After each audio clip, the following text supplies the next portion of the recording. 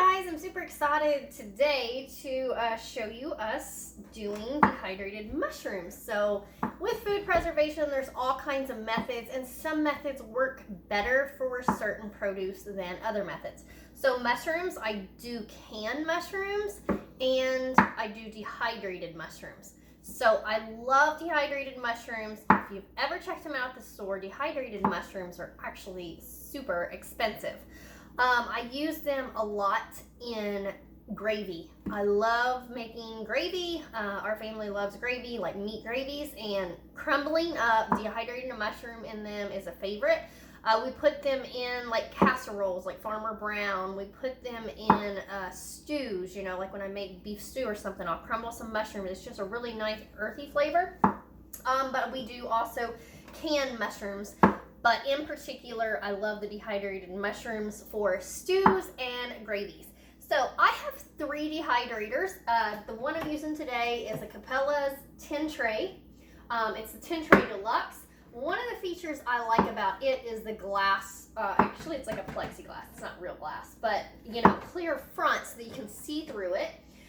Just like all my dehydrators, it does have a fan, a thermostat, and a heating element. That's pretty much what a dehydrator is. If you're looking at buying a dehydrator, you want to make sure that the dehydrator you're looking for has a fan because you need that circulation to go on.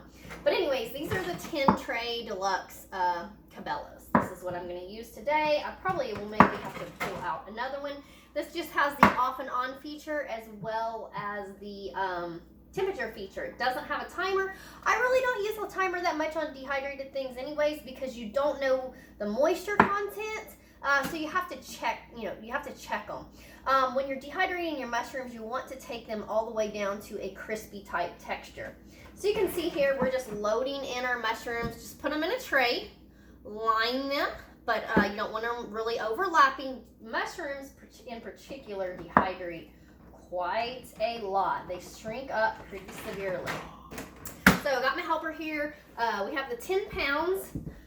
No, we do not grow mushrooms at this time. So when you find a great deal on organic mushrooms, it's time to dehydrate or can mushrooms. Okay, here's some from the last time that I dehydrated, and I want to show you like the texture. Okay, these honestly are at least a year old. Okay, so look. Crispy, and that's what you want. You want to take them all the way down to, hear that pop and snap, all the way down to a crispy feature. Now this is a gallon jar. That's what I a lot of times dehydrate in for my mushrooms. Different size jars for different type vegetables. So yeah, 10 pounds we're going to do today. And it is going to take more than this dehydrator, so I'll have to pull out my second one. So yesterday we did the canning venison, canning deer, and there were some questions about my 930 All-American canner. So if you want, go ahead and put in the comments section here if you have any questions at all about the All-American, how to use it, how to take care of it, anything like that about the All-American canner, and I'll be monitoring the comments on this video to make a Q&A about the All-American 930. But yeah, when we slice the mushrooms, you can see here, I slice them about 1/4 to 1/3 of an inch in thickness, and then we just line them trays. You want to make sure your mushrooms are good and fresh. You don't want any sliminess. So I'll show you like this. Like when a mushroom starts deteriorating and get some brown spots, as long as these are dry, it's just kind of started the dehydration process. You want to make sure that the mushrooms are dry. The less moisture, you know, they're not going to turn slimy. They're actually just going to dehydrate naturally.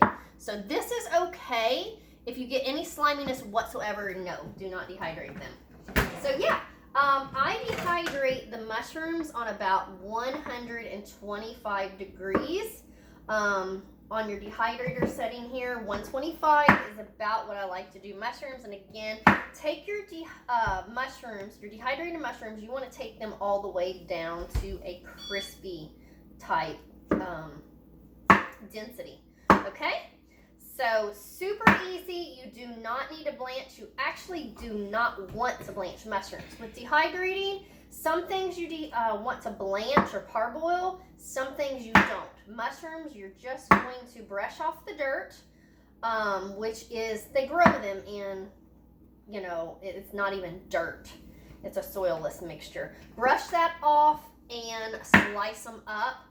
Sometimes I have running water and I rinse them. Like these I did rinse, but you don't want to submerge them in water at all on mushrooms, and you don't want to blanch them. So seriously, this is a great job for kids because there's no boiling water, there's nothing hot. It's seriously just cutting, putting on a tray, and turning this thing on. So easy, so great to have your mushrooms and have them in your food preps. All right, you all have a blessed day. Tell me below, I want to know your top 3 things that you like to dehydrate. Tell me your top 3 things that you like to dehydrate. All right, I'm Rochelle. You all have a blessed day.